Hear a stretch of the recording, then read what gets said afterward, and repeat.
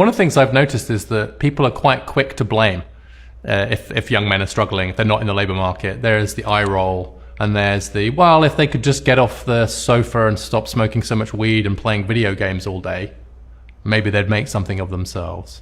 It's interesting that that instinct to blame is really not as common for other groups as it is for young men.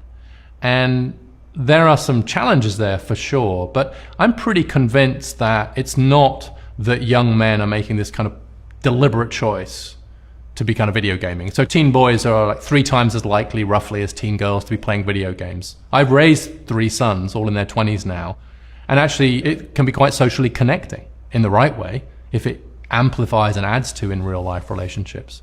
So I am not convinced at all that this is a choice on the part of young men which could be described as just kind of selfish or weak, which is sometimes this sense, you just get this sense of frustration among people. They need to pull themselves up by their bootstraps type thing, man up, get off the sofa. And of course it's true that people should take responsibility. Of course, like, I wanted my sons to have agency and get into the labor market and have their own lives, for sure. But we are too quick to just point to something like video games and say that that's the cause of the detachment of men.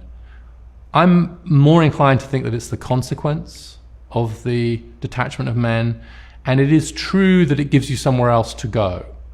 I would say that gaming, and to some extent pornography and some other online activities, what they do provide for young men is a place to retreat to, which didn't exist before. I think it is fair to say that if things are kind of tough and there's an easy and comfortable place to retreat to, then you're going to see more people doing that.